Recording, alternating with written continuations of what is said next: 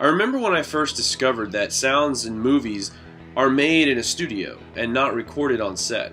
It was interesting to me that sounds we take for granted in movies, like the rustling of grass or some footsteps, are synthetic. I didn't really think about the fact that someone had to make those sounds, I just found it interesting.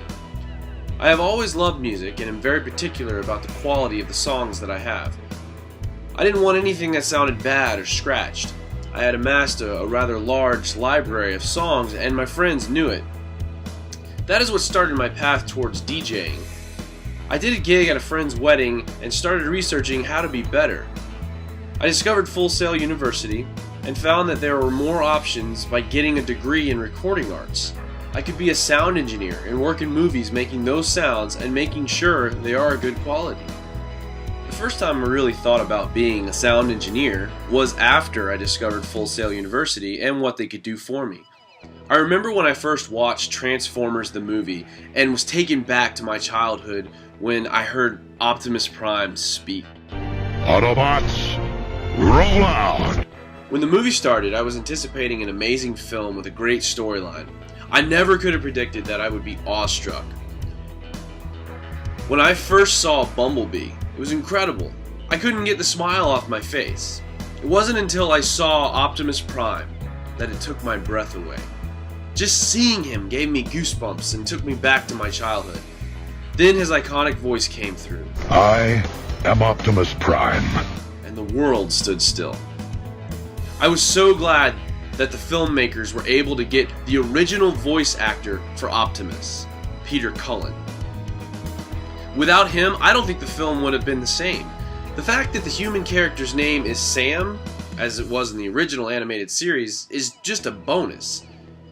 After the movie was over, I started thinking about how awesome the sound was of the robots transforming, and wondering how they made that sound. It was so unique that if you heard it without the film, you could still associate it with the Transformers. When it comes to filmmaking, the writing happens in pre-production. The writer, or more often than not writers, have to make a script. The writers of the Transformers movie were actually two guys, Roberto Orci and Alex Kurtzman. They finished the script in 6 months.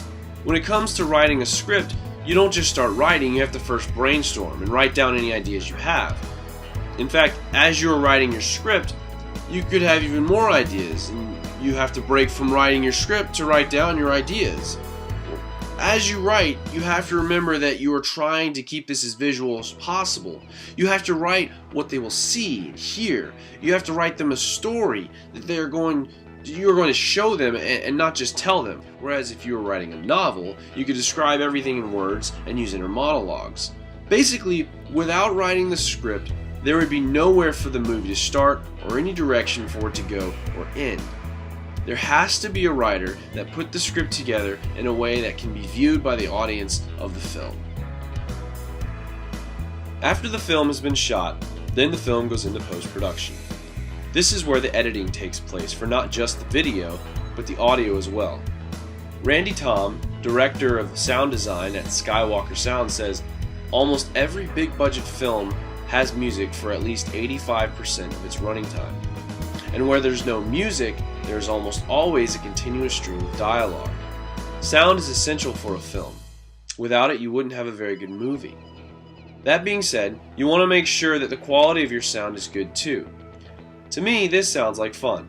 To take a film, add or take away the appropriate sounds and songs to make the movie even better would be awesome. However, this can also be a nightmare.